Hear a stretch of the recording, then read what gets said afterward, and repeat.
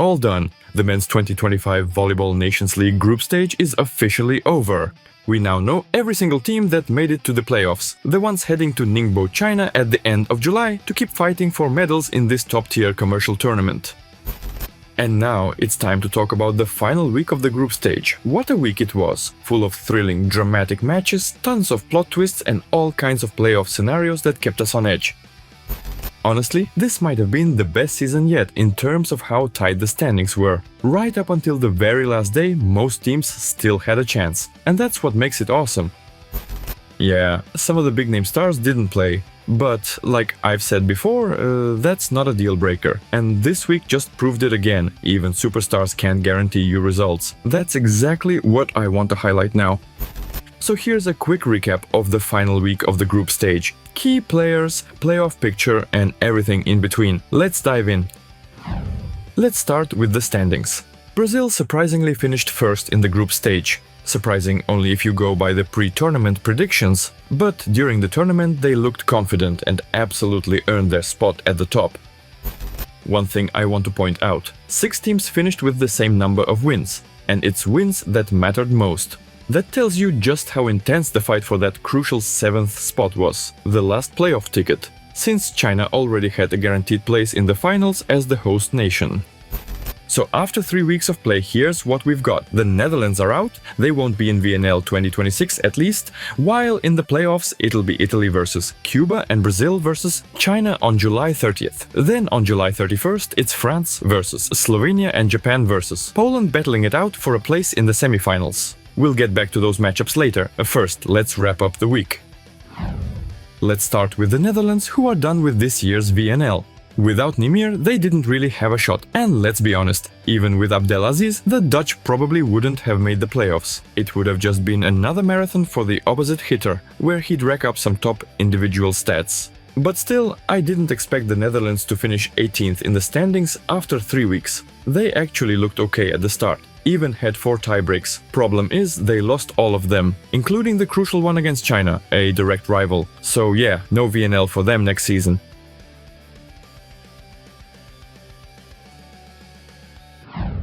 About China, I didn't dig too deep into the rulebook, but I was super curious. If China had finished last, would they still be relegated? Or do host nations get not just a free playoff ticket, but also immunity from relegation? Guess I'll never find out now. As for their actual performance, nothing major to say. I mainly followed them during week 1. I was hoping to see Zhang Jingyin back in action, but sadly, the outside hitter never made it onto the court. Maybe he'll show up in the playoffs? Since they did beat Cuba, who knows? Maybe they've got a few more surprises in store for the home crowd. Turkey weren't in the best spot going into the final week, but Adis Lagamgia finally joined the team and helped bring some stability at opposite. Even with him, Turkey probably didn't expect to make the playoffs, but at least he helped them beat Germany. And that win was more than enough to keep their VNL spot for next year. Honestly, my opinion of Adis hasn't changed over the years. He's a high-level player, but not a top one. He's had plenty of chances in Italy and with the national team, but he's never become that reliable go-to guy you count on in clutch moments. Even in a single match, he can go from dominating one set to completely disappearing the next. I don't know what it's going to take for him to finally break through that wall and reach the next level. Speaking of Germany, the team Turkey beat, I was really hoping to see Georg Grozer play, since he traveled to the Japan leg. But in the end he only played a couple of sets against the USA, and that was it for his VNL season. Tobias Krick saw way more court time, but honestly, I wasn't exactly looking forward to his return, no offense to his fans. I just really wanted to see Uncle George. I'll save my expectations for the World Championship. And honestly, since I've already covered Germany in past recaps, there's nothing new to add about week 3. Everything I wanted to say I've already said. Now, Serbia? On paper, they were dead last and looked likely to drop out. And with coach George Kretsu's roster decisions, it didn't look like there was much hope. That was obvious in their match against Italy. Serbia got absolutely crushed. On top of that, Veliko Mashulovic got injured during the match. But weirdly enough, that injury ended up revealing just how strange Crețu's approach had been all tournament. He'd been playing an opposite hitter in the outside hitter spot all tournament long, which obviously hurt their reception. But as soon as, forced by injury, real outside hitters like Peric and Burburic stepped in, boom, Serbia started winning. They took down Ukraine and Canada convincingly and almost knocked out Slovenia, Crețu's former team, from the playoffs. Do I need to explain any more? I think the results speak for themselves. To Canadian fans, I'm sorry, but again, I don't have much to say about your team. Last year I really enjoyed watching them, but this season kind of flew under the radar for me. Maybe I'll give them more attention at the World Championship. Now to Argentina. They had a great shot at making the playoffs, but ended up losing 3 out of 4 matches, only beating Turkey, and even that went to a tiebreak. They missed a golden chance to get 3 points in their match against Japan. Overall, a week full of missed opportunities. Probably the only one who really sees his moment was Pavlo Kukartsev. He had a strong showing during the Japan leg, but unfortunately it wasn't enough to push the team into the playoffs. And here's a surprise. Even Team USA ended up higher in the standings. At first glance, their chances didn't seem that strong. Still, they fought all the way to the final day, despite losing to Germany. But when it came to the must-win match, they couldn't get it done. They lost in straight sets to Japan and, just like last season, missed out on the playoffs. Individually, it's hard to single anyone out. There was a lot of rotation and, honestly, no standout performances in my view. What I'm more curious about is, which of these young players will we see at the upcoming World Championship? Any guesses? Next in the standings was Bulgaria. Most fans were wondering, is Moni Nikolov going to play in this event? Yes, he did step on court, but even that didn't help the team. Their playoff chances were already slim, but they still came pretty close to pulling it off. Especially after their win over Poland. That felt like a fairy tale you wanted to believe in. And maybe the players themselves started believing in it too much, which is why they couldn't mentally lock in for the match against Iran, who just completely outclassed the young Bulgarian squad. Though to be fair, Iran isn't exactly a veteran team either. But what they did this week, it was breathtaking. 3 straight set wins and just 1 loss, in a tiebreaker against Poland. An insane sprint from Piazza's team. They may have missed the playoffs, but they definitely sent a message to the volleyball world. They're going to be serious contenders at the World Championship. Probably the biggest letdown of the week was Ukraine. Out of all the teams fighting for playoff spots, from 5th to 7th, I honestly thought they had the best shot. But against all odds, and despite a fantastic comeback attempt against Italy, they just ran out of gas emotionally and physically. The players insisted fatigue wasn't the issue, but it's hard to come up with any other explanation. Ukraine had been scaring everyone with their block, but during the final week they were outplayed in that element by every opponent, and they ended up losing to both Serbia and Canada, which kept them out of the playoff zone. Still, for a debut season in the VNL, this is a seriously impressive result. Now to the teams that did make it into the top 7. Cuba barely made it. A team whose results are just impossible to predict. 3 tiebreakers in 4 matches, a dominant win over Poland with Leon on court. The same Leon who last year basically cost Cuba an Olympic ticket. And all of that nearly went to waste with a loss to China. But since that match went to 5 sets, that single point was just enough for the Cubans to hang on to their playoff spot.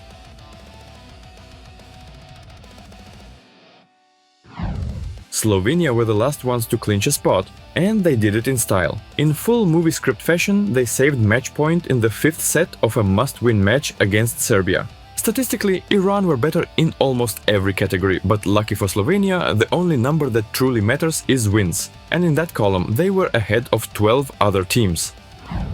Now for the part I mentioned at the start, where star power doesn't guarantee wins. Let's talk Poland. Leon, Fornal, Popiłczak, Kochanowski, Bolons and thousands of fired-up Polish fans sounds like a formula for a winning streak, right? But the reality was 2 losses and 2 tie-break wins. Yes, they faced some strong and highly motivated opponents, but Poland, let's not forget, is the #1 team in the world rankings. And if this week proved anything, it's that match rhythm beats theoretical skill. Still, I'm sure the Polish stars will hit their stride by the final round and try to fight for the title.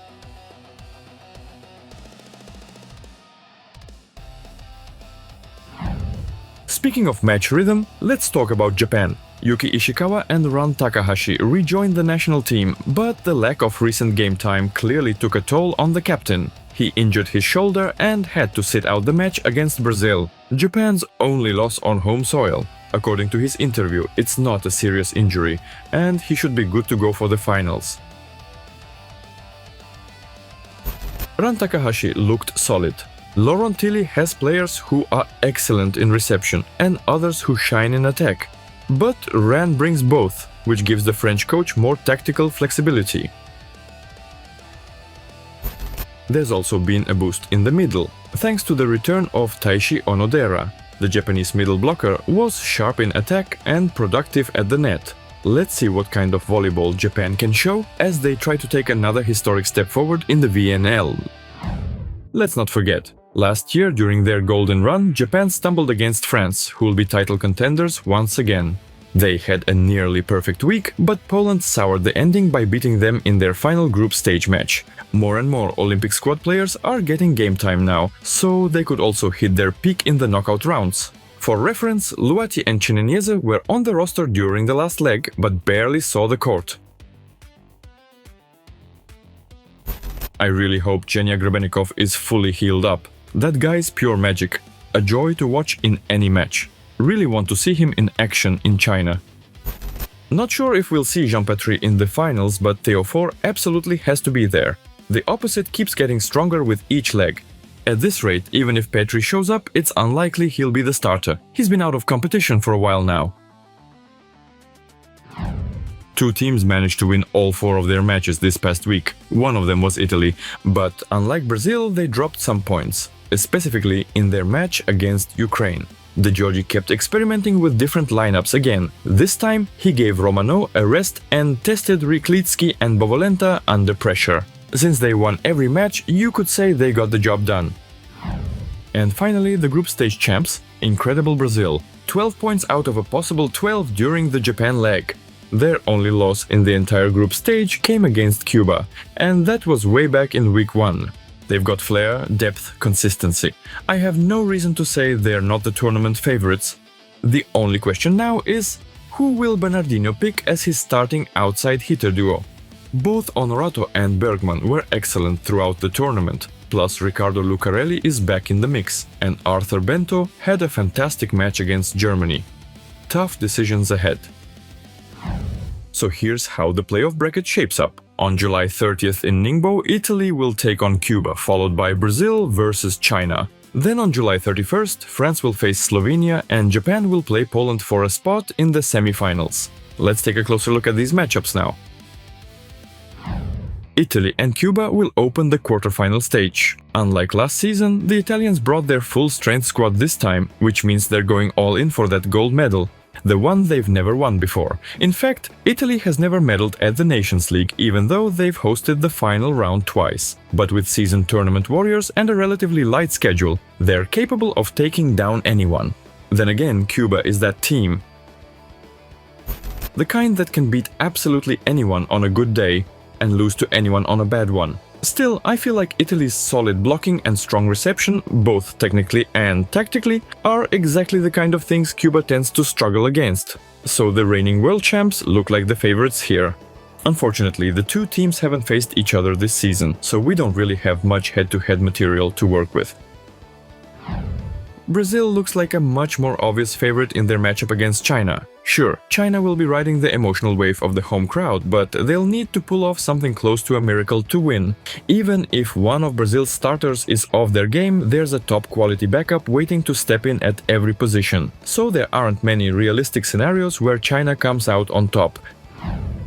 Things get way more complicated on day 2, starting with France versus Slovenia. It's still unclear what kind of lineup Slovenia will put on the court, but they just don't look as dominant as they did last season. Even if Urno joins the team, he's bound to feel out of sync with the system. France, on the other hand, is unlikely to make any surprise roster moves, and when it comes to chemistry, they're way ahead of their opponents in this quarter-final.